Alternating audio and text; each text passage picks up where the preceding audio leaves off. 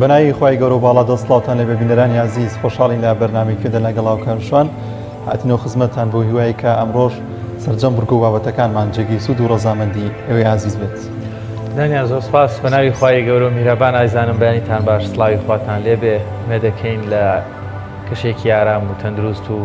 وەروەها لە حاڵەتێکی ئارامی دەرونیا بن. سپاس بۆخوا ئەم بەیانیش دەرفەت هەبوو لە لەگەڵ هاوکارانم لە پەیامەوە کۆمەڵێک بڕگە و بابەتی جیاواز بۆی وەی ئازیز پێشکەش بکەین لە پەیامی ڕۆژەوە.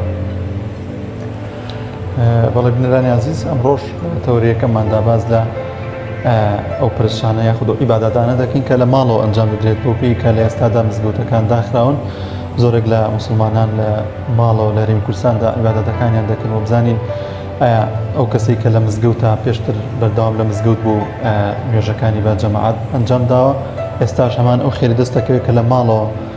ئەنجامی دەدادوە بۆ ئیبادەتانە چین کە لە ماڵەوە پێویستە ئەنجام بدرێن. بەڵەیەکێکی تیژ لە تەوەرەکانمان باسکردنە لەسەر خەون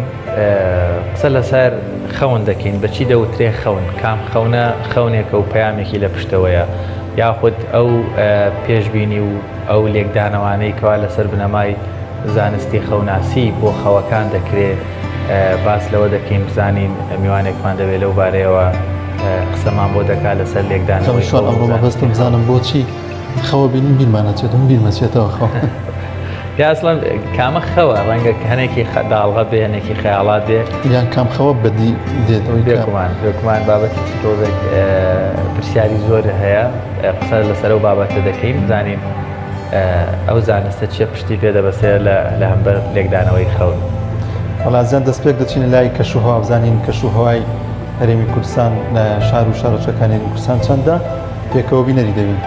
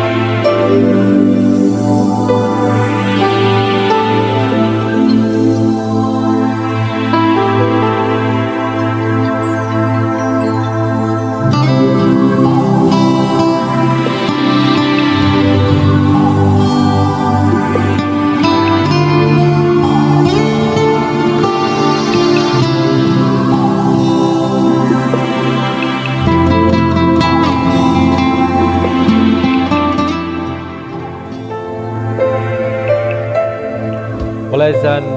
گۆڕانکاریەکی زۆر لە نرخی دراوەکان ڕووی داوە بە تایبەت دراوی یەکێک لە وڵاتانی دراوسێویش تمەنی ئێرانیە بابزانین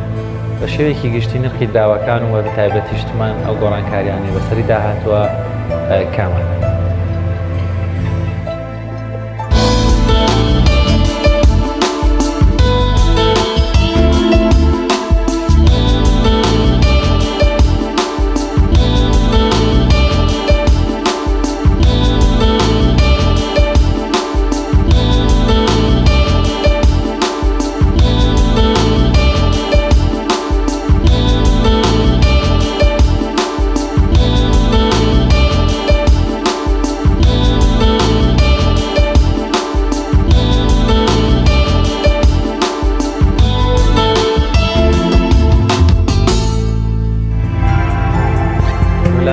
بەڵێبینەرانی عزیز لە تەورەیەکەماندا باس لەو عیبادەتانە دەکەین کە لە ماڵەوە ئەنجام دەدرێت بۆ پێی کە ئێستا مزگەوتەکان داخراون و مسلمانان لە ماڵەوە عیبادەتەکانیان ئەنجام دەدەن بزانین ئەو عیبادەتانە چین کە لە ماڵەوە ئەنجام دەدرێت بۆ قسەکردن لەسەر ئەم بابەتە میوانێکمان لە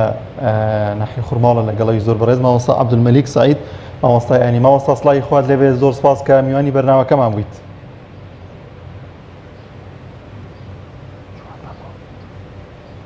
عليكم السلام ورحمة الله وبركاته. بسم الله الرحمن الرحيم. الحمد لله رب العالمين، وصلى الله وسلم وبارك على محمد وعلى آله وصحبه أجمعين. صلاة لا بينراني كنالي بيام بيسران همو دانشتواني كردستاني برز ومسلمان لهر شوينكن صلاة وبركات ورحمتي خوا برجينا بسر دلو درون ومال وخيزان وگیرفان وڵات و شار و گوندتانە. بەڵێ زۆر سپاس مامۆستاگیان. مامۆستا ئەو عیبادەتانە چین، ئەو پرستانە چین کە لە ماڵەوە ئەنجام دەدرێن لە ئێستادا کە مزگەوتەکان داخراون و گرنگە مسلمانان زیاتر چ عیبادەتێک بکەن لە ماڵەوە؟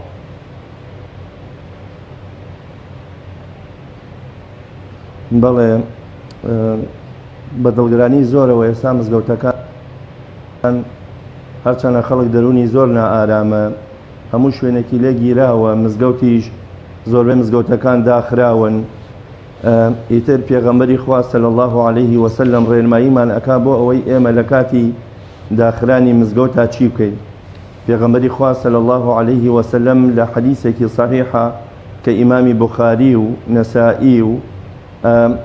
صحاحی ستە لە ناویاندا ئاماژەی پێیەکەن ئەفەرمێ جعلت لي الأرض مسجدا وطهورا. ئەفەرمێ ئەم زەویە هەموو کراوە بە مزگەوت بۆ ئومەتی پێغەمبەری خوا. یەکێک لەو مەدالیە زێڕینانەی کەوا کراوەتە ملی ئومەتی پێغەمبەری خوا، ملی شوێن کەوتوانی پێغەمبەری خوا، ملی ئومەتی کونتم خێرە ئومەت، یەکێک لەوانەیە کەوا ئەم زەویە هەمووی مزگەوتە. ئیتر ساحەی وەرزش بێ، گۆڕەپانی یاری بێ، ئیتر لە شوێنێکا بێ، لە ناو بازارە بێ، لە ناو دەشت و دەرا بێ، لە سەیرانگا بێ، لە ناو باخ و بێستانە بێ، ئەمە هەمووی بە فەرمایشتی پێغەمبەری خوا صلی الله عليه وسلم بە تایبەتی ماڵەوە پێغەمبەری خوا صلی الله عليه وسلم زۆرمان هانمان ئەدا کە نوێژە فەرزەکان بە جەماعەت بکەن لە مزگەوتە، بەڵام سونەتەکان هەڵگرین بۆ ماڵەوە بۆ ئەوەی ماڵەکان نەبنە قەبرستان. بەداخەوە ئێستا ماڵەکانیش بووە بە قەبرستان لەبەر ئەوەی هەموو ماڵی خەتێکی ئەنتێرنێتی تایە، ئەم خەتەش لە نەزانیەوە بەکاریە. جا ئینسانی مسلمان دروسە چۆن لە مزگەوتا ئیمامەتەکە، لە ماڵیشەوە ئیمامەتکە بۆ خێزانی و ماڵ و مناڵی. ئێمە کاتێ ڕەمەزان داخرابوون تا 15 ڕەمەزان من خۆم لێرە کۆمەڵی خەڵک تەراویحی ئەکرد و دوای تەراویحەکان نوێژمان ئەکرد بۆ ماڵ و مناڵ و خێزانەکانمان. جا لەبەر ئەوە با ئێمە دڵگران نەبین، ئەو ئەجرەی لە مزگەوتا دەستمان ئەکەوێ، لە ماڵیشا دەستمان ئەکەوێ. نافلە و سنەت ضرور وایە لە شوێنکەوتوانی پێغەمبەری خوا صلی الله عليه وسلم سنەتەکان لە ماڵەوە زینوو بکەینەوە، لەبەر ئەوەی لە قورئانە زۆربەی کات پاڵی مزگەوت دراوە، ئیسناد و مضاف ئیلەیهی بەیتی بە پاڵ دراوە، بەیت الحرام هەیە، بەیت العتیق هەیە، بەیتی عیزە هەیە، مزگەوتیش یەکێک لە ناوەکانی بەیتە، بەیتی مەعمور هەیە، کەواتە ئەگە مزگەوت داخرا بە ناچاری ئینسان بۆ هەیە ماڵەکەی بکات بە مزگەوت و ڕووگە و قیبلە. زۆر باشە مامۆستا، کەسێک مسلمانێک کە بەردەوام لە ڕابردوودا ئەهلی مزگەوت بووە، لە ئێستادا کە ناتوانێت سەردانی مزگەوت بکات و لە ماڵەوە عیبادەتەکانی دەکات، ئایا ئەو هەمان پاداشت و هەمان ئەو خێری بۆ دەنووسێت کە لە ماڵەوە دەکات بۆ پێی کە دڵی هەمیشە لای مزگەوتە؟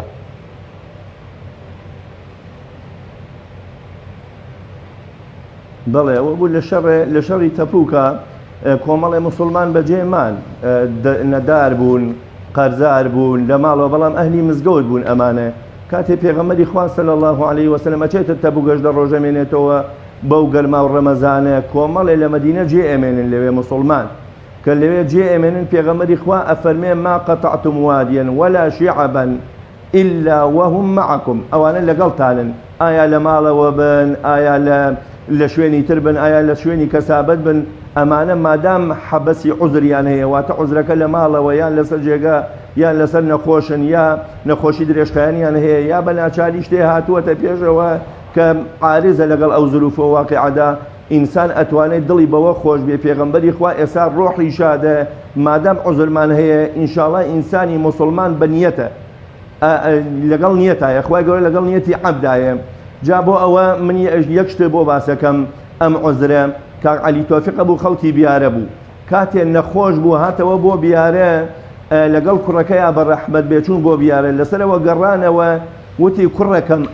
ئەم شوێنە کوێیە وتی ئەمە گوندی زەردەهاڵە وتی ئەتوانی لێ لە مزگەوتێکم بۆ بنیاد بنێی وتی باوە گیان بە وتی وەڵڵا هیوادارم خوای گەورە لەگەڵ ئەم نیەتما ئەم مزگەوتەم بۆ بنووسێ داخلی بەهەشت بووم دەی کاتێک کە تەمەنی مابوو تا مزگەوتەکەتەوە مزگەوتەوە بۆ خوای گەورە تەمەنی بردەوە بۆ لای خۆی ئینسان لەگەڵ خوای گەورە لەگەڵ نیەتی عەبدایە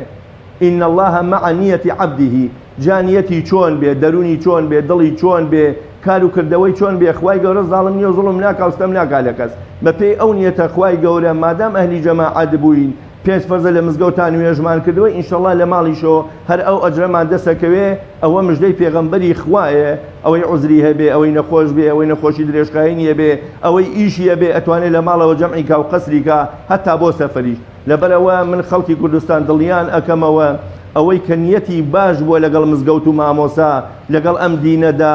بەرگری لەم دینە کردووە ئینشاءڵڵا لە ماڵیشەوە بێ ئەگەر دەرنەچێ بۆ دەریشەوە لە ماڵەوە نوێژەکانی بکە ئینشاءڵڵا بە جەماعەت هەر نوێژەکانی بۆ نووسراوە و مژدەی لێ بێ و بێهیوا نەبێ و بێ ئەمەل نەبێ خوای گەورە لەگەڵ یایەتی لە ماڵەوە لە دەرەوە لە مزگەوتە لە ناو سەیارە خوای گەورە لەگەڵمانە ئین الله معنا زۆر باشە مامۆستا کۆمەڵێک عیبادەت هەیە کۆمەڵێک زیکر هەیە ڕەنگە ئێستاکە خانەوادەکان بەشێکیان خانەوادەی قەرەباڵغ نەبن بۆ نمونە گەنجێک بە تەنها یاخود عایلەیەک کە ڕەنگە توانای کردنی جەماعەتیان نەبێت لە ماڵەوە ڕێنمایی بەڕێزت وەکو بانخوازێک وەکو زانایەکی ئاینی بۆ ئەو هاوڵاتیانی بۆی دڵ و دەرونیان ئارام بێتەوە بۆی زیاتر خێر و پاداشیان دەستکەوە لە نوێژی جمع و جەماعەت بوون خۆشیان ناتوان جمع و جەماعەت بکەن ئەو زیکرانە چین یاخود کاتی ئەو زیکرانە چییە کەیە کەوا بتوانێت مسلمانێک لە ماڵەوە یادی خوا بکە زیکرەکان و عیبادەتەکانی بکە و خێرێکی و پاداشتێکی زۆریشی دەستکەوێ بۆ دڵ و دەرونی خۆشی ئارام بێتەوە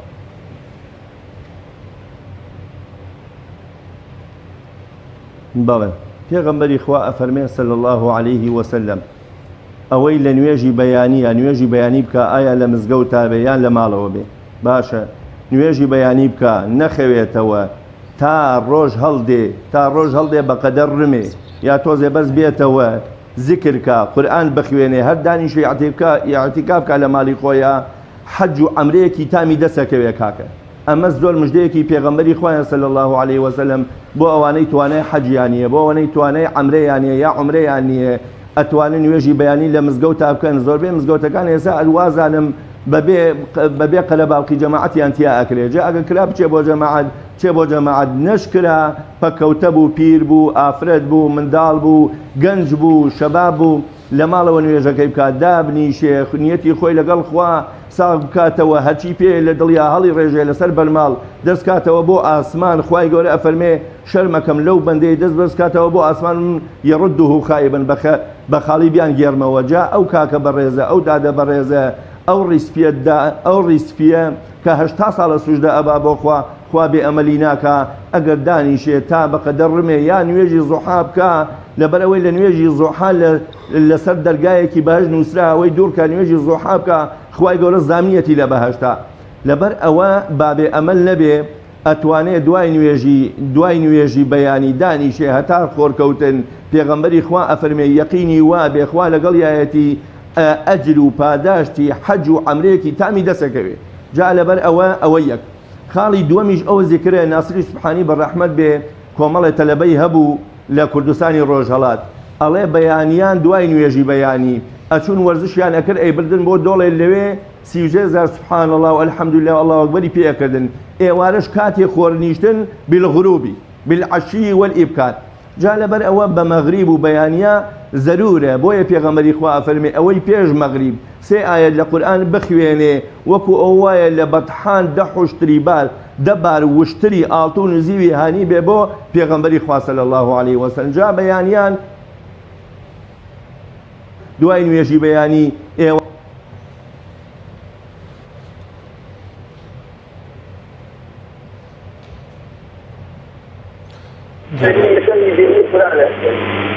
كلمة وامي ديني ذكري على سر كلمة وامي ديني خلي على سر والله يسمع يعني بس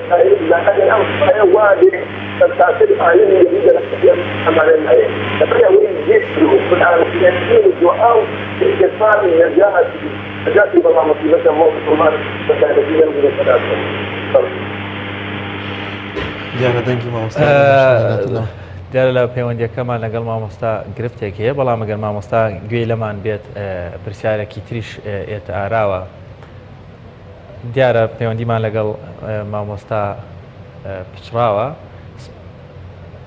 سپاس بۆ بەڕێز مامۆستا عەبدولمەلیک لە خوڕماڵەوە لەگەڵمان بوو سپاس بۆ زانیاریەکانی هاتەوە باشە گەر مامۆستا ئێستا گوێت لە دەنگی ئێمەیە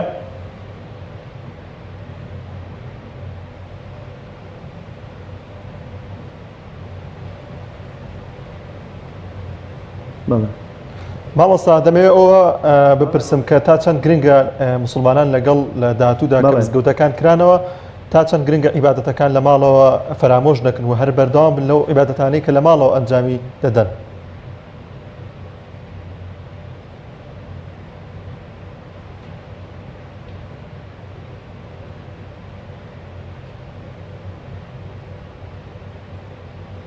بەڵێ زۆر باشە مزگەوت شوێنی کۆکەرەوەی ماڵەوەیە ئەتوانین بڵێ ئەو خەڵکە دروستە بێ لە مزگەوت تا دروستە بێ بۆیە من شتێکی جوانم لایە کاتێکە پارەکە لەم 2-3 ساڵا بوومە لەرزەیە کەوت وێرانکەر بوو ئەم بوومە لەرزەیە مزگەوتەکە من پڕ بوو لە خەڵکی موسڵمان و گەنج و پیر و هەتا ئافرەتیش لە دەرەوە وەسا بوون وەڵام منش قسەیەکی زۆر خۆشم کرد وتم ڕەحمەتان لێبێ با جەماعەتی بوومە لەرزە بێنە سەفی یەکەمەوە وتیان وەڵی مامۆستا ئەمەلێکی جوانە پێبەخشین بەڕاستی جا لەبەر ئەوە لە کاتی ترسەکانە لە کاتی ناڕەحەتیە لە کاتی بەڵام موسیبەتە خەڵک ڕوو کاتە مزگەوت بەڵام ئەم مزگەوتە خانوو دروستەکە کۆشک دروستەکە ماڵ دروستەکە کابراتانەیەتە مزگەوتەوە ماڵەکەی دروست نابێ بۆیە زەرورە ئینسان لە مزگەوتا دروست بوو ماڵەکەی خۆی بکات بە مزگەوت بۆ گەڕەکەکەی بۆ شارەکەی بۆ لادەکەی بۆ مناڵەکانی بۆ خێزانی بۆ هاوسەری جا لەبەر ئەوە زەرورە ئێمە چۆن دەستمان لە مزگەوت هەڵ نەگرتووە ئاواش دەست لە ماڵەکانمان هەڵ نەگرین زیونیان کەینەوە بە شەو نوێژ بە ئەعتیکاف بە دەرس و دەور بە قوتابی بە حوجرە لە مزگەوتە نەماوە توانی لە ماڵەوە ئێستا من 2 تەلەبەی متەفەرقم هەیە تەلەبەی شەرعن هەل لە ڕێگە لە مزگەوتە وێنە تا ماڵەوە دەرزەکەیان پێڵێن زۆر باشە مامۆستا یەکێک لەو عیبادەتانی کە دەکرێت لە ماڵەوە شەو نوێژە ئەمە تا چەند خێر و پاداشتی هەیە لای خوای گەورەوە ئەو پاداشتە چییە کە موسڵمان وەری دەگرێت کە شەو نوێژ ئەنجام دەدات لە ماڵەوە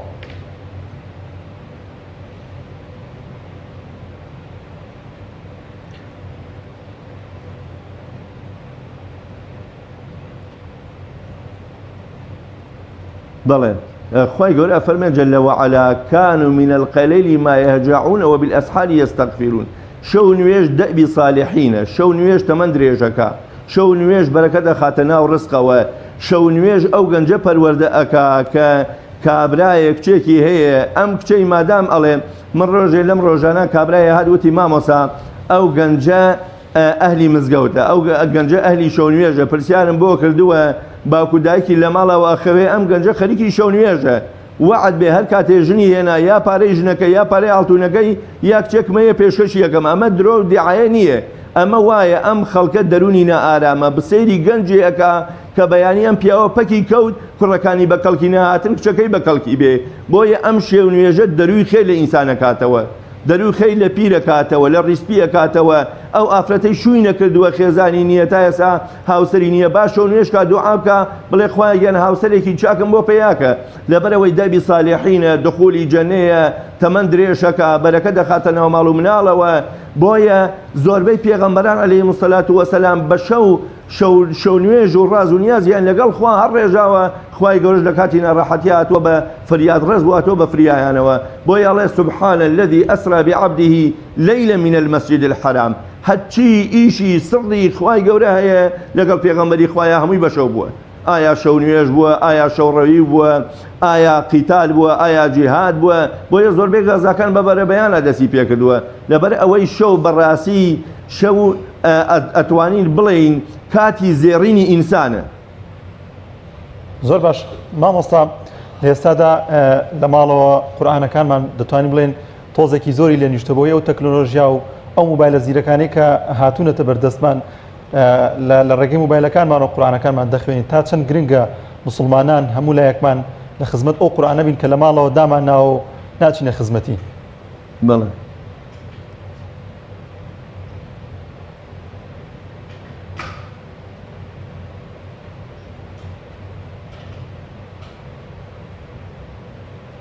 پێغەمبەری خوا فەرمێ صلی الله عليه وسلم إن الذي ليس في جوفه شيء من القرآن كالبيت الخرب وفي رواية كالبيت الخرب أفرمي أو دڵی ئەو سنگەی ئەو لاشەی ئەو جەستەی شتێ لە قورئان لە دڵیان نەبێ وەکو کەلاوەی وێران وایە هەموو کەس زبڵی تێفڕێدا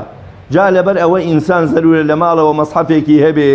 خێزانی مەسحەفی جیابێ خۆی مەسحەفی جیابێ من الحەمدولillah خۆم حافظ القورئانم هەموو قورئانم لەبەرە ئەویشکەی لەبەر کردووە ساڵەکانی هێشتا کاتە لە مادی ئیسلامی دەرچووین قەناعەت هەبێ ئەوەی نیوێ قورئانی لەبەر نەبووە مقابلەیان نەئەکرد جا لەبەرەوە قورئان زەرورە قورئان شەفاعەتەکە بۆ ئینسان لە قیامەتا هیچ سێبەرێ نامێنێ جگە لە سێبەری قورئان جگە لە سێبەری عەرشی خوای گەورە جگە لە شەفاعەتی پێغەمبەری خوا دێ ئەگەر ئاوانەبین پێغەمبەری خوان لە بەردەمی حوزوری 124,000 پێغەمبەرە و لە حوزوری خوا داشکاتمان لێ ئەکا وقال الرسول يا رب إن قوم اتخذوا هذا القرآن مهجورا بەڕاستی هەجر لە ماڵەوە خراپە بۆ قورئان لە مزگەوتا خراپە بۆ قورئان ئینسان هەوڵ بدا لە دوای خۆی وەرەسەیەک جێ بمێنێ کە بتوانێ حافظ القورئان بێ کە بتوانێ مامۆسای ئاینی بێ کە بتوانێ ڕێنمونی خەڵکە بانخواز بێ بۆیە قورئان شەفاعەتەکە ئازیزەکەم قورئان لەوە بە دوورمانەگار لە شکاتی پێغەمبەری خوا لە قیامەتا بە دوورە بین بۆیە قورئان و ڕۆژوو بە یەکەوە لکاون دوایی شەفاعەتمان بۆ ئەکا ئەم قورئانە ئەبێتە نوری قەبرمان بۆیە ئەگەر ئێمە شتێ لە قورئان نەخوێنین لە ماڵەوە ئەگەر سێ ئایەتیش بێ ئەوە بەرەکەتی ماڵ و مناڵە پێغەمبەری خوا فەرمێ وەی سوورەتی بەقەرە بخوێنێ لە ماڵەوە سوورەتی ئالی عەمران بخوێنێ نیوەی بخوێنێ دوو ئایەتی کۆتایی بەقەرە بخوێنێ قل هو الله قل هو الله سوورەتی ئیخلاس بخوێنێ هەر سوورەتێ بخوێنێ حوسنی حەسین لە شەیتان پارێزراوە بۆیە ئێستا زەبینین ڕێژەی تەلاق زۆرە لە ماڵەوە نە لە ماڵەوە ئیسراحەتەکانە قورئانی پێ مۆبایلێکی پێ 24 سەعات ئایپاتەکە خەتەکە ڕسم دائەبەزێنێ کاکە ئەمە حەل نییە ڕاستە لە وڵاتی کۆریا ڕۆژانە 45 دقەچنە سەرخەت بەڵام ئێمە گەنجە بینی لە بەردەمی دوکانایە لە بەردەمی بازارایە لە بەردەمی دێنگەلەخانایە لە بەردەمی چایەخانایە بەڵام مزگەوتەکانیش حکوومەت دایخستووە بۆ مزگەوت داخل مزگەوت و چایەخانە قیاسی مع الفارقة چایەخانە کرابێتەوە بە قوربان مامۆستا عەبدولمەلیک ویسماوە لە جەنابەت جا لەبەرەوە قورئان نابێت لە ماڵەوە واز لێبێنین لە مزگەوتا لە واز لێبێنین لە ماڵە وەڵڵاهی ئێمە کۆڵمان ئەبل زەمانەکانی 95 ئەو کاتە گرانی بوو مامۆستا بەڕێگەدا قورئانمان نەخوێن زۆر باشە مامۆستا وەکو بەڕێز داماژت پێکرد ئێستاکە بە شێوەیەکی گشتی لە سنتەری شارە گەورەکان لە قەزا و ناحیەکان مارکێتەکان کراونەتەوە کافێکان کراونەتەوە خواردنگە و چێشتخانە و بە شێوێکی گشتی زۆربەی شوێنە گشتیەکان ئەوانەیە هاوڵاتیان سەردانیانەکەن وەکو باست کرد چایخانەوە بەداخەوە نێرگە لە خانەکان توانین بڵێن 180 بوونەوە دی بازاڕەکان کراونەتەوە گەر نەشکرابنەوە لە ژێربەژێر کراونەتەوە مەسەڵەن مەلەوانگەکان هەتا شوێنی یاری لە ژوانیەکان کامانە بەرکەوتنێکی زۆر و کۆمەڵێک بابەت هەیە کە ئەگەری گواستنەوەی ڤایرۆسەکان لەو شوێنانە زیاترە بەڵام دەبینی مزگەوتەکان کە ئەهلی مزگەوت پێش کۆرۆنا و دوای کۆرۆنا کە دەست و دەم و قاچیان دەشۆن ئەهلێکی خاوێن و ئەهلێکی بەتەخوان ئەهلێکی وورەبەرز و ئەهلێکی مەناعەبەرزن بۆچی مزگەوتەکان ناکرێتەوە ئایا نیەتی حکوومەت لە نەکردنەوەی مزگەوتەکان بەڕاستی خەمخۆریەتی بۆ هاوڵاتیان یاوە خودت هەر دەیەوێ مزگەوتەکان بە داخراوی بمێنەوە و ئەو نێتریش باری سەرشان و ڕۆح و دڵ و دەرونی ئەو هاوڵاتیانەی بە هەموو جۆرە گرانی کردووە لانی دەرونیشەوە گرانی بکە.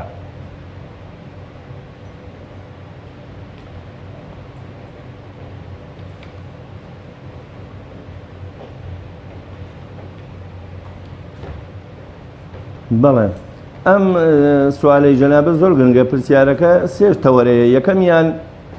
خەڵکەکە بە دەرەجەیەکەم بەرپرسیارە دووەمیش مامۆسایانی هەندێک مامۆسا ڕێزمەیە حەزەکە مزگەوتەکەی دا بخرێ بڕوە بۆ سەفرێن هەیە تۆ تا بۆ تورکیا بۆ ئێران حتا سێمان ینی بەشێکی خەتای خەڵکە بەشێکی خەتای مامۆسای ئاینیە بەشێکی گەورەشی خەتای حکوومەتە ئەی کاکە وەرە تۆ نێرگەلەخانە ئەەکەیتەوە ئەو گەنجە داماوە ئەڕوا بە تەنیژ یەکەوە جگەرەف و ئەدا حتا بەیانی دەی لە مزگەوتیشە وەکو جەنابی ئیشارەتی پێکرد سابوونی تایە بۆیلەری تایە تەوالێتی تایە وەڵای شتێکی جوانە بۆ بگێڕمەوە چەند ناشێ کابرای لە سلێمانی پێرێ پێوتموتی وەڵی مامۆسا لە کۆڵانی قەزازەکانە دەساومە بوو ئەوەنە پێگیرا بوو نەمزانی خۆم کرد بە ماڵێک کاڵێ خەریک بۆ حەیام چێ ینی عیبە لە شارێکی وەکو سلێمانیا مزگەوتی ناو بازار داکرێ بۆ ئەبێ دابخرێ ئەم مزگەوتە شامپۆی تایەت ئاوی ساردوگەرمی تایە بەلوعی پاکی تایە خادمی تایە مامۆسای تایە خزمەتەکە نێرگەلەخانەیەکە هەمووی مەشروب و باڕە ئەوە بکرێتەوە قیاز مع الفارق لەگەڵ مزگەوتە هەر ئەبێ مزگەوت بکرێتەوە با مزگەوتەکە شوێنی ڕێژگە تاخرێ با تەوێلەتەکان دانەخرێ کاکە و خەڵکە بۆ کوێ بڕوە ئەم خەڵکی کوردستانە فیترەتی پاکە ئەم مزگەوتە تێکەڵی خوێنی بووە تێکەڵی هەوایی بووە تێکەڵی ئاوی بووە بێ مزگەوتی دارە ناکە وەکو ماسی وایە زۆر باشە زۆر ینی مامۆسایانیە بێ دەنگ هەڵبڕێ ئەبێ بڕوە ئەو لقی زانانی یەکێتی زانانی ئاینە لە هەر شارێکا بێ لەگەڵ مەسئولەکان ئەدانیشێ لەگەڵ پارێزگار ئەدانیشێ لەگەڵ ناحیەکان ئەدانیشێ بڵێ ئەی کاکی بەڕێز خەیرە لە شوێنێکی وەکو بیارە و تەوێڵە و ئەحمەداوا جمعان 2000 سیارێ بۆ بڕوە مزگەوتیش دەرگای دابکرێ ئەخر ئەمە زوڵمە بەخوا خواک بڵی ناکە زۆر باش شعب بغير عقيدة ورق يذريه الرياح من خان حي على الصلاة يخون حي على الفلاح حي على الكفاح يخون حي على الكفاح ئەوەی خیانەت لەم بانگە بکە لە مزگەوتە بکە وەرەقەیەکە و با ئەی با ئەڕوا ئێمە لە نوسۆسی وحۆتۆ کە پەیماننامەی سەعدابادیان لێمەڵکردین تا ئێستا خەریکی فرۆشتنی ئێمە بە قوربان زۆر باش زۆر سپاس بۆ مامۆستا ئەبێ مزگەوت بکرێتەوە ئەبێ مامۆسایانی ئاینی گەورە پاداشتی خێر باتەوە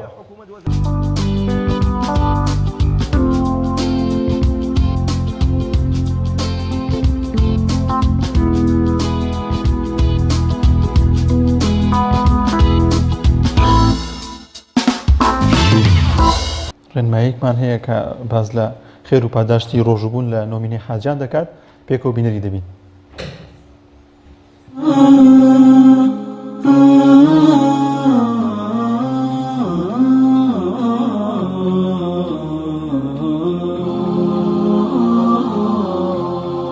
بسم الله والحمد لله. برایانی بەڕێزم خوشکانی بەڕێز ئەسەلامو عەلەیکم وەڕەحمەتوڵڵاهی وبەرەکاتوه. بە پشتیوانی خوای پەروەردگار ئالەم ڕۆژانە لە چەند ڕۆژێکی هێژگار گرنگە ئەژین کە پێغەمبەری ئازیز صلی الله عليه وسلم پێمان ئەفەرمێت ما من أيام العمل الصالح فيهن أحب إلى الله من هذه الأيام العشر. خوای پەروەردگار عز وجل پیرۆزی بۆ لەناو مەلائیکەتەکانە دێ مەلائیکە لەناو ڕۆژەکانە لەناو بەشەریەتە بەڵام لەناو ڕۆژەکانیشە چەند ڕۆژێکەیە لای خوای پەروەردگار هیچ ڕۆژێک کردەوەی چاک تایە شیرینتر و خۆشەویستتر لای خوای پەروەردگار نییە وەکو ئەم دە ڕۆژەی کە ئێمە ڕۆینە ناوی کە پێی ئەوترێ نوێمینەی حاجیان کە دەڕۆژی ذیلحیجەیە. ئەم دە ڕۆژە پێغەمبەری خوا صلی الله عليه وسلم پێمان ئەفەرمێت هیچ ڕۆژێک نییە لای خوای پەروەردگار کردەوەی چاکتیایە وەکو ئەم دە ڕۆژە خێرگوتیانەی پێغەمبەری خوا. جیهادیش فەرمی جیهادیش مەگەر کەسێک خەڕەجە بنەفسی و مالیه بە هەموو مڵک و ماڵی و نەفسی وە دەرچێت کات نەگەڕێتەوە نەفسیشی تیاچێت و ماڵیشی لە پێناوی خوایە تیاچێت. کەوا بوو ئەمە فرسەتێکی گەورەی خوای پەروەردگار ئەم دیاری بۆ ناردوین بۆ ئەوەی کە ئینسان لەم دە ڕۆژە کە زانان ئەفەرمون لە ڕۆژەکانی مانگی ڕەمەزان پیرۆسترە بەڵام لە شەوەکانی نا. ئەم دە ڕۆژە لە مانگی ڕەمەزان پیرۆسترە. جا کردەوە چاکەکان وەکو چی؟ یەک هەموو کردەوەیەک چاک لە تەسبیحات و لە خێرکردن و لە ئاشکردنەوەی دوو کەس و لە ڕۆژوگرتن و لە خێرکردنە بۆیە ئەم دە ڕۆژە ڕۆژی عەرەفەی کە مایەی کەفارەتی هەدیەیەکی گەورەیە یعنی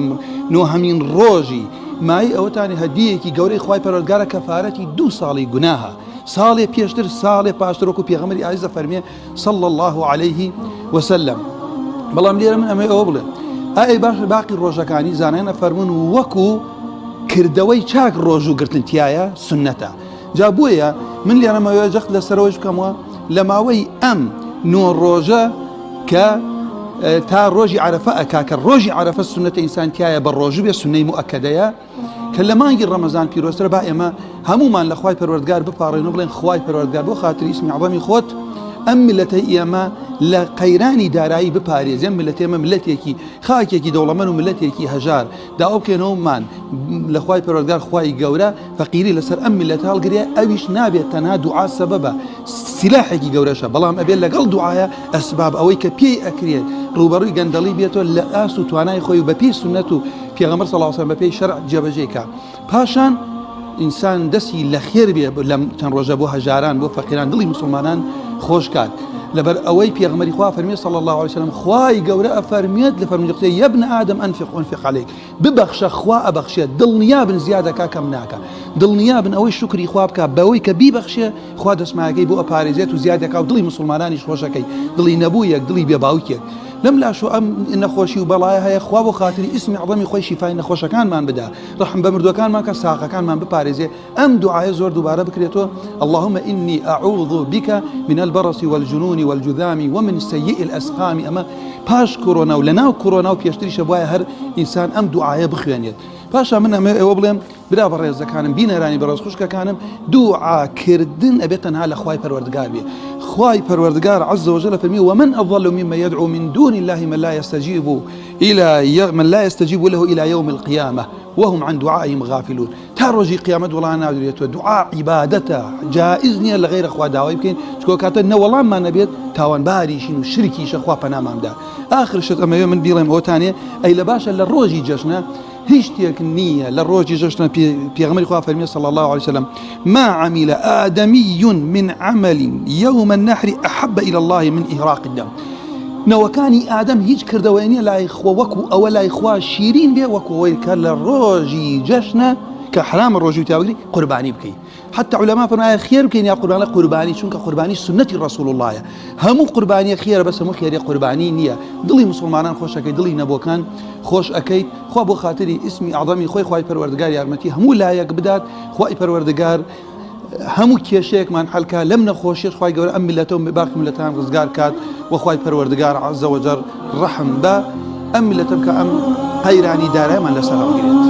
وصلى الله على محمد وعلى آله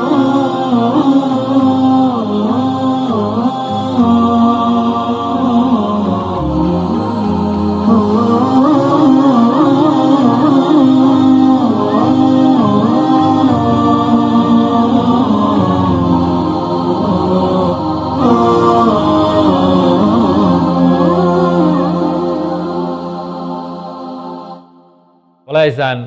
بەتابەت لەم بارەدۆخەی کەوا ئێستا کە زۆربەی هێشتا کەرەنتین و هەروەها کۆمەڵێک گرتبوونەوە کەم بۆتەوە دەرفەتێکی باش و بۆ ئەهلی کتێب و بۆ وانەی کە پێیان وایە کتێب دەبێتە هاوڕێیەکی باش یاخود باشترین هاوڕێیە ویدیۆکمان هەیە لەسەر چۆن خۆمان بکەینە هاوڕێی کتێب یاخود کتێب بکەینە هاوڕێی خۆمان با بینەری بین. جیاواز لە 5 ساڵی ڕابردوو ئەم ساڵ بیرۆکە و پرۆژەیەکی نوێ دەست پێ دەکەن لە سوود و قازانجی قوتابیانی خاوەن پێداویستی تایبەت. توانیمان ئەم پرۆژەیە بدۆزینەوە پرۆژەیەک بۆ خوێندنەوەی کتێب کە بتوانین بۆ ماوەی ئەم دووسێ مانگە کە هەمانە لێرە لەگەڵ ئەو مناڵە خاوەن پێداویستیانە ئەمە سوودێکی زۆر باش بە دایک و باوەک بە مناڵ بەوە تقریبی خۆی لە 27 ناونیشان خۆی دۆزێتەوە لە پۆلی یەکەوە تا پۆلی 12 ئامادەیی بڵێن پرۆژەکە بەردەوامە بێ. دانەوێت لە پشووی هاویندا بە خوێندنەوە خۆیان سەرخاڵ بکەن ڕێکخراوی کەمەندامانی هەڵەبجە لە ڕێگەی پرۆژەیەکەوە کە 520 قوتابی خاوەن پێداویستی تایبەت تێیدا سوودمەند دەبن پرۆژەی کتێب دەکەم باوەڕێ خۆم بۆ ماوەی 3 مانگ ڕادەگەێنم. بە شێوەیەکی مەیدانی جانتای تایبەت و کتێب و نامیلکەکان بۆ قوتابخانەکان دەبن. کتێب دەکەمە هاوڕێم پرۆژەیەکی پەروەردەیە بۆ 520 خوێندکاری خاوەن پێداویستی تایبەت. پرۆژەکە خۆی دەبینێتەوە لە 27 ناونیشانی جیاوازی کتێب و نامیلکە بە دیاری بە قوتابی دەبەخشرێت بۆ ئەوەی قوتابی لە پشوویاوین لە خوێندن دانەبڕێت و بەردەوام بێت لەسەر وانە پەروەردەی و فێرکاری و زانستەکان باوکاری دایک و باوک. ئێستا بەرنامەکەیان گۆڕیوە لەبەر ئەم ڤایرۆسی کۆرۆنای و لەبەر تێکەڵ نەبوونی مناڵەکان و بە حکمەوەی من نەخۆشیەکە بڵاو نەبێتەوە لە ناویانە بەرنامەکەیان گۆڕیوە بە نامیلکە و بە کتێب و بە ئەو شتانە و ئەوش کارێکی زۆر جوانە چکە هەم مناڵەکان ئەوان لە یەکەوە هەتاکو 6 فێری خوێندنەوەی سەریع و متابعە بن و هەم فێری خوێندنەوەی کتێب بن و هەم ڕێنمایەکی باشیشە بۆ خۆپاراستن لە ڤایرۆسی کۆرۆنا. پرۆژەکە بە سەرپەرشتی بەڕێوەبەراتی پەروەردەی هەڵەبجە بەڕێوە دەچێت. دوای 1 مانگ گەڵسەنگاندن دواتر پرۆگرامەکانیان دەگۆڕێت بۆ زیاتر بەرزکردنەوەی ئاستی قوتابیە خاوەن پێداویستیە تایبەتەکان. پرۆژەکە دەیان ڕایانان و چۆنێتی فێرکردن و مامەڵەکردن لەگەڵ دەوروبەر و شێوازی کۆششکردن لە خۆ دەگرێت. کتێب باشترین ڕێگە و باشترین کارەکە قوتابیانی خاوەن پێداویستی تایبەتیان هەموو کەسێک لە ماڵەوە هەوڵ بدات کتێب بخوێنێتەوە. دەروونناسێکیش دەڵێت پرۆژەکە دەرونی قوتابی خاوەن پێداویستی تایبەت ئارام دەکاتەوە. نەولانە پەروەردەیەکەدا فێرکردنیش ئامانجی سەرەکیە. لایەنی فێربوون پەروەردەش نابێت بۆیە هەردوو پرۆسەکەمان پێکەوە ئەنجام داوە و پرۆسەی فێربوونەکە و کۆی کە وانەکانی قوتابخانە هەوڵمانداوە شێوازە لە شێوازەکان دووبارە ئەم سوودە بگەینەوە بە خوێنکاران وەلایەنە لەم پرۆژەدا لایەنی دەرونی هەم خێزانەکان و هەم خوێنکارەکانیشمان ڕەچاو کردووە کە چۆن بە شێوازێکی ئاسان کە بتوانن لایەنی فێربوونی پەروەردەیەکەش هەردووکان پێکەوە سوودمەند بێت و بتوان خۆیان بەرەو پێشەوە ببن. جگە لە خوێنکارانی خاوەن پێداویستی تایبەت کە ڕاستەوخۆ سوود لە پرۆژەکە وەردەگرن نزیکەی 900 وڵاتی دیکەش لە پرۆگرامەکانی پرۆژەکە کەڵک دەبینن. سامان فەتاح تایبەت بە بەرنامەی پەیامی ڕۆژ هەڵەبجە.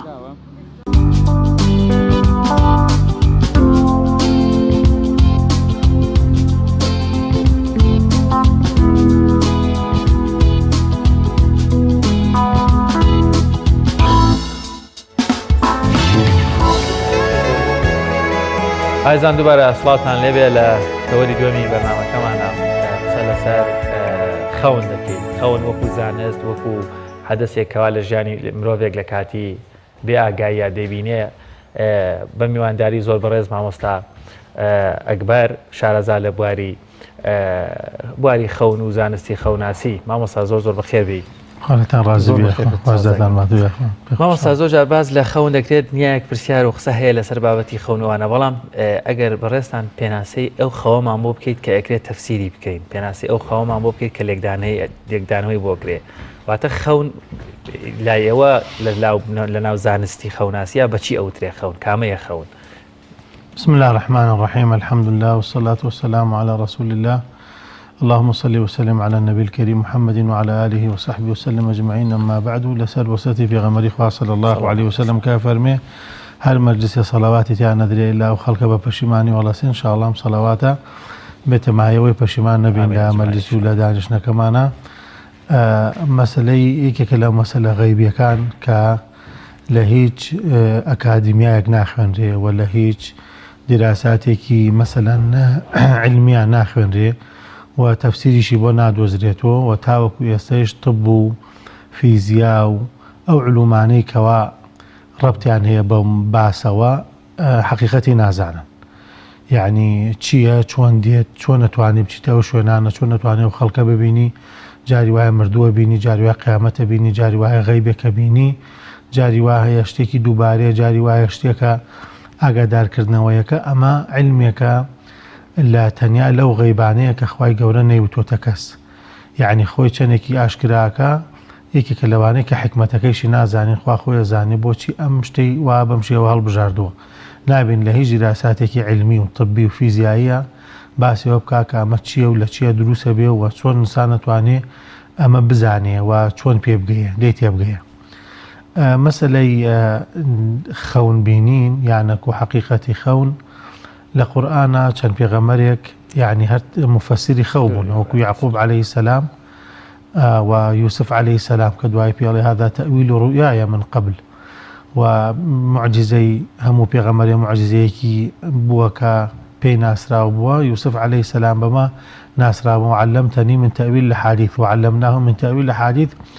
کە تەفسیری ابن عباس و زۆربەی ئەهلی تەفسیر وەمانە تەفسیریان کردو بە فەرموویەتی تعبیر الرؤیا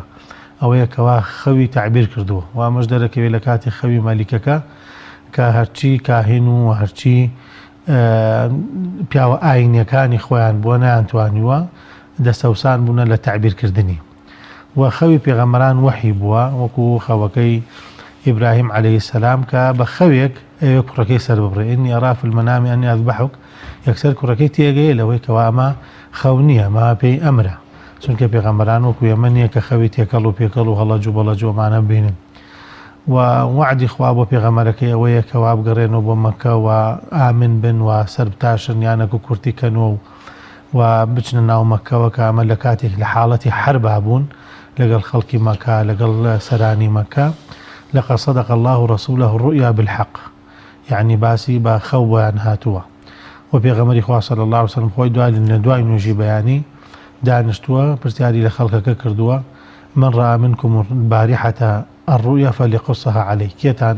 دوێنێ شەو خەوێکی بینیوە با بگێڕێتەوە بۆم و خۆشی خەوی بگێڕاوەوە خەوەکانی خۆی کە هەمووی وحیە و لە سەحابەش وەکو ئەبوبەکری سدیق کە لە حزوری پێغەمبەری خوا صلی الله عليه وسلم داوای کردووە کە خەوی بۆ بگێڕێتەوە کە یەکێک هاتووە خەوەکەی بۆ گێڕاوەتەوە و لە معبرینیش لە سەحابە و لە تابعین و لە عولەماش هەر بووە هەرچەندێ مەسەلەن بەوەنە ناسرابن بەڵامەکو بە فیراسە و بە تێگەیشتن حاڵی بوونە لێ. جۆرەکانی خەون ئەگەر فرسەتم دەی پرسیارەکە لەوە بێ ئەوەیە کە ڕوئیا جیایە لە حلم. ڕوئیا ئەوەیە کە خەوبینینێکە وەکو حەقیقەت وایە وەکو ئینسانەکە وازانێها لە حەقیقەتە یعنی ڕوئیا لە بینینە وازانێ و شتە ڕاست بووە زۆر جارە شتێکە بینی کە خەبەرتە بێتەوە ئەڵێ لەخوا بەزیاوی خەو یا خۆزگایە ڕاست بووە یعنی ئەوە شتە ناو حەقیقەتەکەی. حلم ئەوەیە کە تێکەڵ و پێکەڵە یانەکو مەسەن ناتوانێ بیگەڕێتەوە یان تەحزینە فەرمێ ڕوئیا تەحزین ئەوەیە کە خەفەت بارکردنە. هەندێکی شەیە خەیاڵە بە معنای ئەوەی کە ئەو ئینسانە بیر لە چییە کاتەوە جۆت یعنی مێشکی هەر بەوە مەشغوڵە بێت تا ئەخەوێ بۆی لە دوای خەوەکەشا لە ناو خەوەکەش ئەو شتا بینێ وازانێمە حەقیقەتە. کەواتە مامۆستا عەفەنشت بڕم ئەو خەوانەی کە با بڵێن بەداڵغەوە نەبووە یعنی بە پێی زانستی خەوناسی یان ئەو معلوماتانەی هەیە یاخود ئەو ڕێنمایانەی کەوا چ پیاوچاکان و ساڵحان و پەیامبەرانیش باسییان کردووە کامەیە ئەو خەونی ئەکرێ پەیامێک بێ ئەکرێ ڕوئیایەک بێ ئەکرێ بۆ نمونە من ئەگەر کام خەوە ببینم ڕەنگە ئاگادارکردنەوەیەک بێت چ خوای گەورە بۆ منی نردووە یاخود شتێک بێت لە چ کاتێکە چ ساتێکە یاخود ئەسلوب و التیزاماتی ئەو خەوانە چین ئەو خەونانە بەڵێ لە ئەخیر ڕۆژی پێغەمبەری خوا صلی الله علیه و سلم کە وەفاتەکە ڕۆژی دووشەمە ڕۆژام دووشەمەیە بەیانیەکەی طبعا ئەڵێن هدوء قبل العاصفة بەر لەوەی کە پێغەمبەری خوا صلی الله علیه و سلم 14 ڕۆژان نەخۆشە ئەو ڕۆژە تۆزە باشە بێ کە باشە بێ ئیمامی ئەبوبەکر لە جومعەوە نوێژەکەکە دیان لە پێشەمەوە لە جومعەوە دەسەکاتە نوێژکردنەکە چونکە پێغەمبەری صلی الله علیه و سلم پێشتر نەخۆشیش بوو هات بۆ جەماعەت کە دێ بۆ نوێژی جەماعەت ئیمامی ئەبوبەکر لە نوێژی بەیانیە ئەبیسن کە پێغەمبەری خوا صلی الله علیه و سلم بەرەو باشترە ڕوا قامەت کراوە و چوونەتە ناو نوێژە لە بینی ماڵی پێغەمبەری خوا صلی الله علیه و سلم لەگەڵ مزگەوتەکە دەرگایەک بووە و پەردەیەکیشی پێوە دراوە ئەفەرمێ کە پەردەکان دابرد و دەرگەکان لادا پێغەمبەری خوا صلی الله علیه و سلم بە پێوە بوو ئاوا سەیریەکردن ئەوانش لە خۆشیە ئیمامی ئەبوبەکر ویستی بێتە دواوە و خەڵکەکەش لە خۆشیە خەریک و نوێژەکە ببڕن فەرمووی لە شوێنی خۆتان بمێنەوە ئەوەی کە بزگەیەک و پێکەنینێکی کرد لەوەی کە خۆشحاڵ بێ بەوەی کە ئومەتەکەمەوە منیش نەچوومە بۆ نوێژ جەماعەت هەیە و ئیمام هەیە و قامەت کراوە و بانگ دراوە و نوێژ هەیە فەرمووی مژدەتان لێبێ لەمە و دوا پێغەمبەرایەتیش نەمێنێ مبەشیرات هەیە مبەشیرات ئەم مبەشیراتانە ئەو خەوانەیە کە ئینسانێکی پیاوێکی ساڵحی بینێ لم يبقى من النبوة إلا المبشرات لا بيغمراتي ترتاوا بين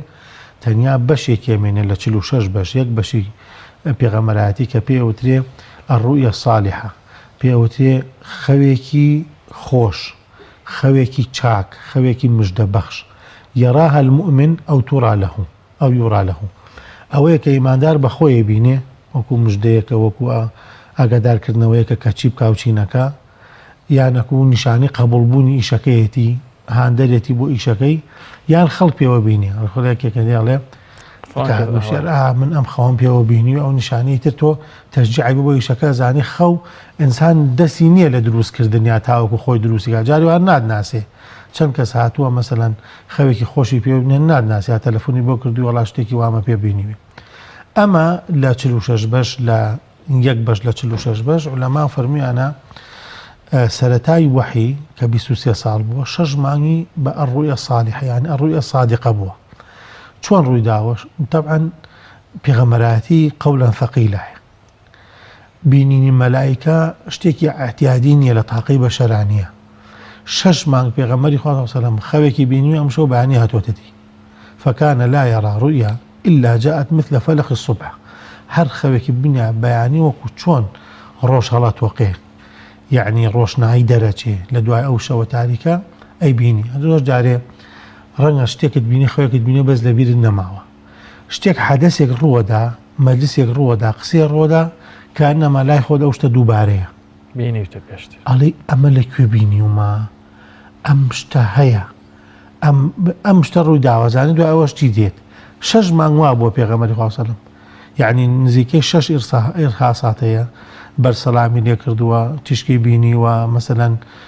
هەستی بەشت کردووەوانە هەمووی بۆ خەدیجە گەڕاوەتەوەی کە لەوانە کە خەو بووە هەرچی بە شەوەی بینی بەیانی دووبارە بووە لە ژیانیە ئەمە تەنیا وەسیلەیەکی پێغەمبەراتیە کە ئێستا تەنیا ڕەبتێکی پێغەمبەراتی کە ئێستا مابێ لە ڕێگەی خەوە کە ئینسان ئیماندار بەخۆیەوە بینی یان پێوە ئەیبینن ئەمە ئەبێ ڕوئیا بێ بمعنای ئەوەی کە بیبینێ يعني بتوانێ بیگەڕێت زۆر باشە مامۆستاواتە خەون تەنها بۆ ئیماندارانەواتە کەسێک با بڵێن ئینسانێکی باش بێ بەڵام مسلمان نەبێ ڕەنگە مەسیحی بێ جوولەکەوێ یا هەر بێ ئاینی نەبێ ینی هەر ئەسڵان باوەڕی بە ئاین نەبێ ینی ممکنە ئەویش خەون نەبینێ ینی ئەوی خەونەکان بۆ ئەو چی ینی زانستی خەو ئەو بەشەی بەشەریەتیش ناگرێتەوە هەڵا هەیە ینی ئەڵێ ئەبێ دەستنوێژی گرت بێەوە بێ حازر بێەوە بێ مەسەن بەلای ڕاستە خەوت بێ و ذکرەکانە خوێند بێ بس هم جاريوانية إما علينا يعني إنسان إيمان دار أصدقكم رؤيا أصدقكم حديثة إنسان شن الراس بوبي أو أنا خوكي راس درس يبلام لسورة يوسف ملك يك خوي بيني وكا بتبرز بو يعني وسني بو يتراعي خو برز بو مثلا باشا برز بو بتبرز بو والحاصل ديني صحيح نبو خوكي شي أقدر كرنويك وكا تاوكو 4 ساڵی تر ژیان چۆنە بێ يعني ئەوە بووکە بوو بە سەبەبی ئەوەی کە یوسف عەلەیهی سەلام لە سجنەوە بۆ بێتە خاوەندارەتی مصر بکە و ئەهلی تەفسیر کە ئێمە ناتوانین یعنی ئینکاریەوە بکەین چونکە ڕەنگە ئەو خەوانەی فرعەونە کە باس کراوە لە ئیسرائیلاتە ڕەنگە صحیح بێ چونکە لە حەدیثا فەرمێ مەڵەن درۆکەن ڕەنگە قسەکە ڕاست بێ کە فرعەون خەوی بینیوە بۆیە یعنی کوڕی بۆ ئەکوشت کچی بۆ هێشتۆ بە خزمەتکاری چونکە خەویان بینی بوو کە یەکێک لە بەنی ئیسرائیل لەنەوەی ئیسرائیل مڵکەکەی لە ناوەدا و بێتە سەری فرعەون نەخوا سەری فرعەون لە ناوەدا بۆیە بڕیاریدا هەرچی کوڕ بێ هەمووی بکوژێ دوای فترێ سێرەکەن کەس نامێنێ بۆ ئیش و کار ئەنجا ساڵ بە ساڵیان نەکرد هارون لە موسا عەلەیهی سەلام عەلەیهیمو سەلام هەردووکیان هارون گەورەترە ئەو ساڵە هارون مایەوە ئەم ساڵە موسا یعنی بەشی سەربڕینەکە بوو بۆیە دایکی لە ترسای خاتە ناو سنووقێک وەیداتە دەم ئاوی نیلا یعنی خەوی ئەوە نەبێ کەوا بڵێن ئەوان خەویان بینیوە وان دەرنەچوە لە سیرەشا خەو هاتووە مەسەلەن هێند خەوی بینیوە بە معاویە کابێتە گەورەی هەموو عەرەب بۆ نمونە یعنی مەرج نییە تەنیا کەسێکی موسڵمان خەو ببینێ خەو ئەمە شتێکە علمێکە تەنیا خوا خۆی زانێت چییە و کەس حەقیقەتی نازانێ و ئینسان بە دروستکردنی خۆی نابێ بۆیە هەڕەشەی گەورە کراوە لەو کەسێک کە خەو هەڵەباسی یعنی لە خۆی وەڵێ بۆ نمونە خەوێکم پێوە بینیوە گڕوانەکەیتە ئاوهایە وایە و بۆ ترساندن ڕەنگە ناو يعني خەڵکی عوام و خەڵکێکی متدەین بە جەهلۆ ئەو شتە بیترسێنێ یەکێ بێت بڵێ من خەوێکم پێ بینەوە وامەکە یا وا بکە یا ئەو شتە بکە ئەو شتە قایل بە بەم شتە ڕازی بە بەم شتە ئەفەرمێت دوو دەنکە جۆنی پێدەن نەڵێن هادەی گرێ دەبە یەکۆ کە ناتوانێ یعنی ئەو نەشتێکی خراپە چونکە ئەمە ئومورێکی غەیبیە دەم ناوێت ئینسان قسە بکە. زۆر باش مامۆستا خەوبینینی ڕاستی لە چ کاتێکدا ڕوو دەدات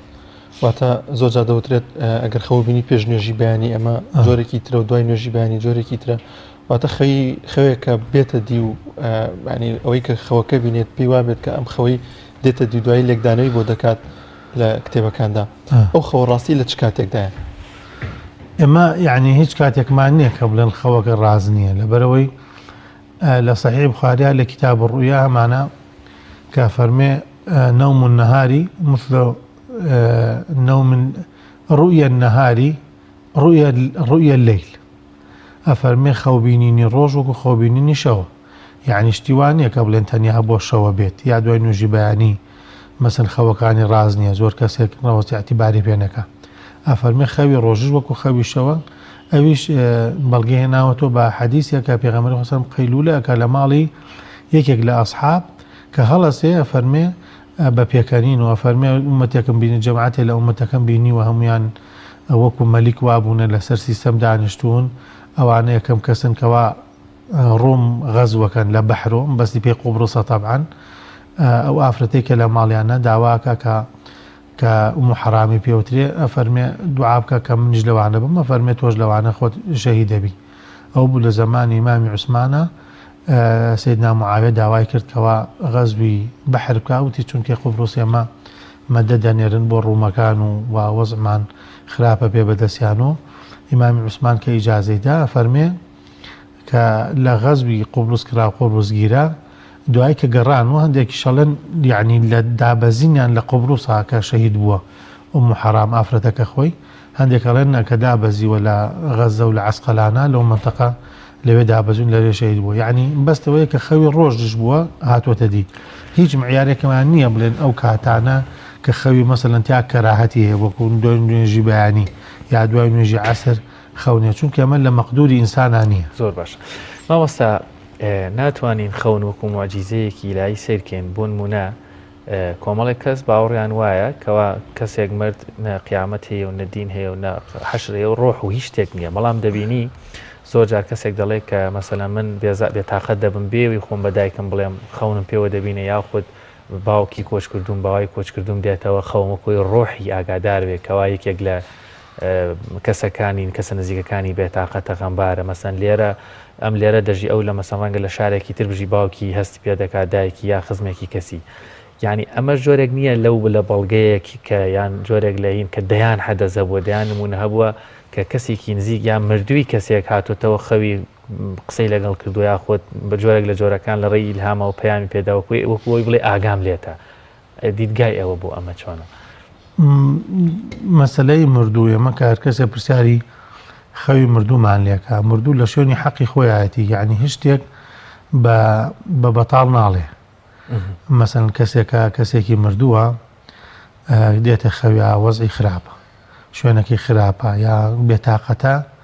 حتمما یانەکو خۆی کردەوەکی خراپە لەوێ یانەکو بێتاقەتیان کردو چونکە حەدیثی صحیح هەیە فەرمێم إن أعمالكم تعرض على موتاكم فيسرون ويساءون ئێوە هەرچیەکەن نیشانی مردووەکانتان نەدرێت طبعاً ئەو مردووانەی کە یعنی گرنگە لایەنە وەکو باوکو دایک وەکو مەسەن هاوسەر لە معنە فەرمێ دڵخۆشیشە بن و دڵتەنگیشە بن ئەگەر بە حاڵێکی باش بینرا ئەگەرەکو بە شێوەیەکی باش بینرا من نیشانەوەی کە شوێن و باشەکە شوێن و جێگەکەی باشە یانەکو تۆ شتێکت کردووە خەڵوتێتی ڕەحمە لە باوکو دایکی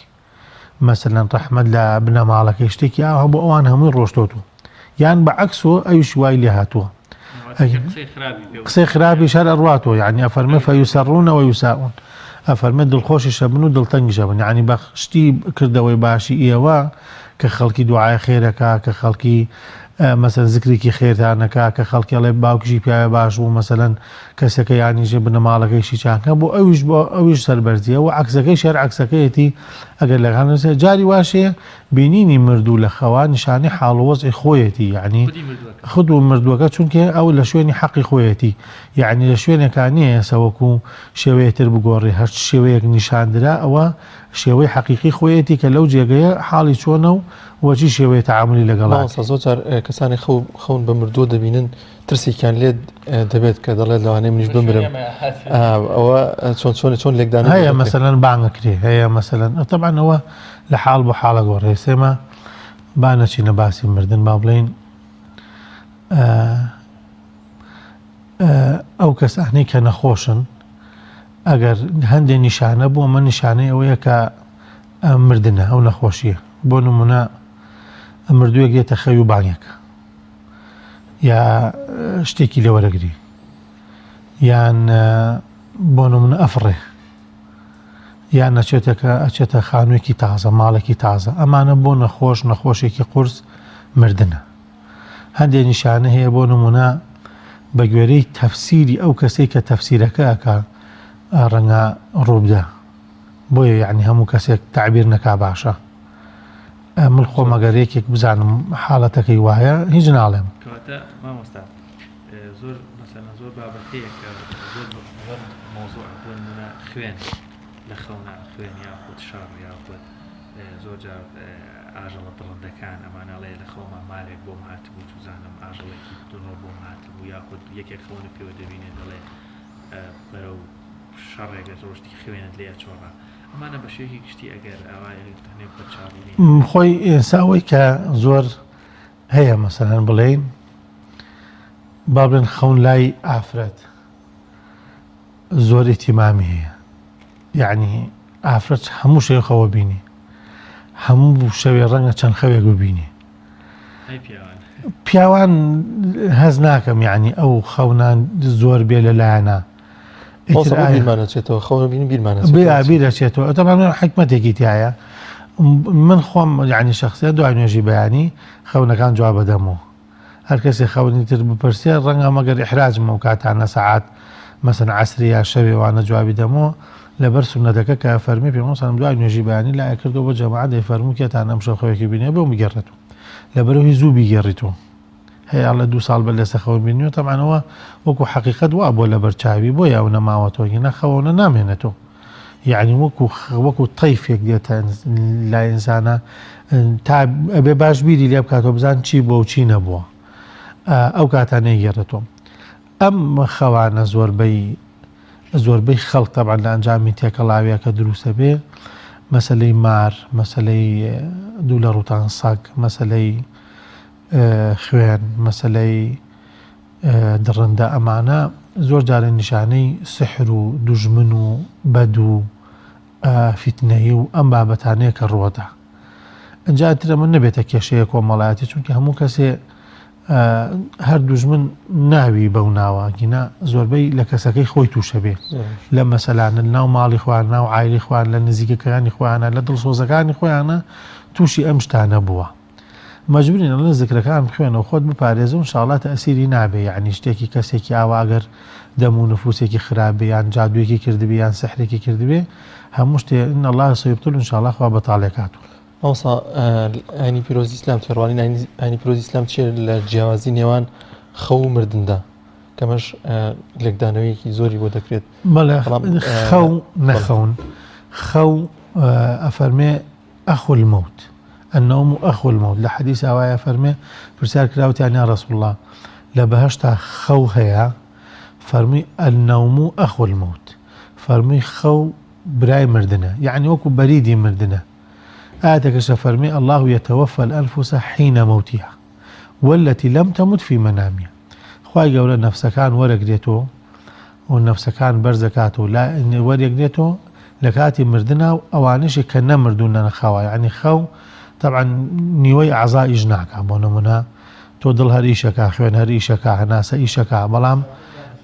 گوێ ئیش ناکە بۆ نمونە چاو ئیش ناکە زۆر لە ئەعزاکانی ترکە ئیش ناکە ئەمە ئەفەرمێ نیوەیەتی ئەی لە بەهشتا لەبەرەوەی کە ئینسان مردنیش نییە خەویش نییە یعنی ئەمە چۆن ئەژین هەر مستەمر بە خەبەرن بەڵێ لە خەو لە دنیا بۆ ئیسراحەتی ئینسانە و لەزەتێکیشی تایە وەکو خواردن وایە بەڵام لە بەهشتا خۆ ئینسان چووە بەهشت لە ڕێگە کە حەوزی کەوسەر هەیە لە حەدیثە فەرمی هەر کەسێک من شەریبە منه لەم یەظمە منه ئەبەدا هەر کەسێک لە حەوزی کەوسەر خۆیتر تا ماوە توونەتی نابی ئێزانی لە بەهشتا ڕووباری هەنگمین هەیە و ئاو هەیە و شیر هەیە و ماستاو هەیە و یعنی خەمر هەیە و ئەمان هەیە ئەی بۆچی هێتایەتی هەرچی باسی بەهشتە تەجێ من تحتیا لە نار ئەمە بۆچییە خۆی ئەمە توونەتیمان شکایت تونیمان نابێ ئەمە تەنیا بۆ تەلەزوزە کاکرێم ئەم خەوانێک کە ئێمە ئیبینین زۆر جارێ یعنی هەم بۆ ئیسراحەتدانە چونکە فەرمێ نەومە سوباتە وجعلنا نومكم سباتا بۆ ئەوەیە کە ئینسان ئیسراحەتی بێ لەو مانوبوونەی کە هێتی و بەشێکیشی تەلەزوزەکە ئێستا تەمان شەو ڕۆژ گۆڕاوە ئێستا خەوی ئێستا زۆربەی کەوتۆتە ڕۆژ ئێستا سەعات 12 شەو یەکی شەو نامەیەک بنێرە جواب بدرێت و معناوی خەڵ بەخەبەرە کەواتە مامۆستا پرسیارەگەر کەسێک خەونێکی خراپ بە تۆ ببینێ یا خۆت خەونێکی خراپ بە خودی خۆتەوە ببینی وا خۆت بە دیدگای خۆت بە بیرکردنەوەی خۆت وا بیرکەیتەوە کە ڕەنگە ئەمە پێشهاتێکی خراپ بەڕووتەوە بێت چی بکەیت بۆی مەسەڵەن بەخێر بگەڕێ یا خۆت ئەو پێشهاتی خراپە نێتە ڕێنمایی پیاوچاکان و ساڵحان و زانایان چییە بۆی مەسەڵەن بترسی لەوەی بۆ خەوی چاکیش ئەفەرمیان کەسێک خەوی چاکی بینێ و لە خواوەیە بۆ کەسی خۆشەویست نەبێ نەیگەڕێت و خەوی چاک خەوی خراپ ئەفەرمێ بۆ کەس نەیگەڕێت و خەوی خراپ ئەفەرمێ بۆ کەس یەکڕەخ و ئەفەرمێ هەر کەسێکتان خەوێکی بینا پێی ناخۆش بوو و ئەویستت بیگەڕیتەوە ئەفەرمێ ئیلا بۆ عالمێکی لە بیبی ناسەح کابرا شارەزا بێ و عاقڵ بێ یعنی مووقفەکان جیاکاتۆ و دڵسۆزیش بێ هەر لە سەحیحایە لە بوخاریە کە ئافرەتێک پیاوەکەی زوو سەفەری تجارەتیە کرد هەموو جارێ هات خەوێ بینی بە مێردەکەی ئەگەڕاوە پێغەمبەر سەڵمەی فەرموو مێردەکە دەگەڕێتەوە و قازانجێکی چاکیشەکە فعلەن جووا بوو جارێکیان هات پێغەمبەر سەڵم لێوێ نەبوو دایکی ماداران عایشە بۆی گەڕاوە فەرمووی زەوجەکی قەدمات وتەلیدینە غولاما فاجرا تۆ حامیلەی بە مناڵێکی خراپ و مێردەکە دیژ مردووە فعلەن دوای فترەیەک ئەم مسکی بوو مناڵێکی خراپ بوو و مێردەکەیشی خەبەر هات کە مردووە لە سەفەرەکەیە بۆیە پێغەمبەری خۆسان فەرمووی کە گەڕاتانەوە بۆ کەسێک هەرچۆنێ بیگەڕێتەوە وا دێتە دی یعنی خەون چاوەڕێی تەفسیرکردنەکەیەتی ینی دیدگای خۆت بەرامبەر دائما یعنی گومانی باشبەری ئەوانە ئێمە جۆر جارێ ینی لەسەر خەیر یعنی حەدیسەکە فەرمێ وا دەست پێ بکە بڵێ ئینشاءڵڵا ئەگەر خەوەکەت ڕاست بێ ڕەئیتە خەیرەن تۆ خەیرت بینیوە دوو تەفسیری هەیە هەموو شتێک تەفسیری خراپ و تەفسیری باش سەیری حاڵ و وەزعەکەیەکەی ئەگەرەکو پێویستی کرد ئاگاداریەکەی تۆ کە دەستی بگری وەکوی ابن سیرین کەسی هاتووتی بانگم داوە لە خەوە يعني وا معروفة كوا بانگدان حجة وأذن في الناس بالحج فرمي زيكت كردوه بتو بيدارو أمي جوت يعني تايستو تفسيري بانگ تكرد بحج فرمي خواهي يقول الله سوري وسواها فرميتي ثم أذن مؤذن أيتها العير إنكم لسارقون بانگ لقلت زيابة اسكراوة جاري واحد على وضعكي مثلا كسيك بسالم نكاله مشك مع لما علابوه مشك دو معناه بمعناه فاسق هاتوا كسيكي بدو كسيكي زرر بخش وبمعناه أوش هاتوا كرزق به چونکە لە هەر ماڵێکە مشک و جژی تیابوو ڕزق هەیە زەخیرە هەیە وەکو ئافرەتی هات بۆ لای ئیمامی عەلی ویستی شکاتی خۆی کا بڵێ هیچمان نییە وتی ئەشکوی لێکە قیلەتە الفیران بەخوا مشک لە ماڵمانە نەماوە ئیتر تێگەیشت ئیمامی عەلی کە من بەستی پێوەیە کە هیچمان نییە نانمان نییە زەخیرەمان نییە فەرمی هەرچی پێویستێتی بۆی تەواو بکە مامۆستا کێن ئەوانەی کە خەون بە پێغەمبەری خوا صلی الله علیه وسلم دەبینن و هەتا ئەگەر کەسێک کە خەونی بینی بە پێغەمبەری خوا صلی الله علیه وسلم پێغەمبەری خوا بووە ڕاستە بەڵێ خۆی ئەوسەوە یعنی مەوزوعێکی گەورەیە کام پرسیارەتە کرد ئایا ئەمەی کە خەڵقەڵێ بینیومە ڕاستە وەکوی ابن عەباس کە زەلامی هاتۆ توێتی خەونم بە پێغەمبەری خوا بینی عەلەیهی سەڵات وەسەلام فەرمێتی هادەی بۆم بگێڕۆ بزانم مەلامحی جسم و دەم و چاو و لاشەی چۆن بووە بزان ئەوە بۆ کە ئێمە بینی ومانە یعنی بۆ نمونە کەسێ دێڵێ پیاوێکی ڕیشسپین بینی ئەخ ڕیشسپی ئەمە پێغەمبەری خوا نەبووە ڕەنگە خۆت بە زەنی خۆت ئەمەتە بۆ دروست بووە کە ئەمە پێغەمبەری خوا ڕیشی ڕەش بووە یعنی تاوەکو لە دنیا دەرچووە 20 تەڵەمووی سپی لە ناو قژ و ڕیشی مبارەکیشیان نەبووە یان ئەڵێ مەسەن کەسێکی نورانی ڕیشتاشرەوەڵێنەوە پێغەمبەری خوا نەبووە ئەوە بە زەنی خۆت ئەو شعورەتە کردووە هەرچەندێ باسی پێغەمبەری خوا سەلەم ناوی شعورکەی کە پێغەمبەری خوا جاری وایە نایبینی بەس شعورەکەی کە ئەوە نیشانی مژدەیەکە و نیشانی ئەو تەنگانەی کە لەسەر ئینسانە لاچی یعنی هایتە چی موقفێکە مژدە بێ کە وەزعەکەی باشە زۆر باشە مامۆستاگیان سپاس بۆ ئامادەبوونت کاتمان هیچ نەمان بابەت قسەی زیاتر هەڵەگرێ بەڵام سوودمەند بووی لە قسەکانت بنیانێ بەڕێز زۆر سپاس بۆ بەڕێز مامۆستا ئەکبەر محەممەد شارەزا و وەروازانەیانی لە بواری یەکدانەوەی خۆم و زانستی خەوناسی ئایزانم سپاس بۆ ئێوەش تا ئێستاکە بینەرمان و سپاس بۆ هاوکارانم لەگەڵ هاوکارم دانیار سپاس بۆ خوا دەرفەتە بوو کۆمەڵێک بەرگەڵ بابەتی جیاوازی پەیامەوەش ئەم بۆ بێوێ عەزیز پێشکەش بکەین لە هەرکی یەکەم بەخواتان ئەسپێرین لە ئارامیاڵێ خواتان لەگەڵ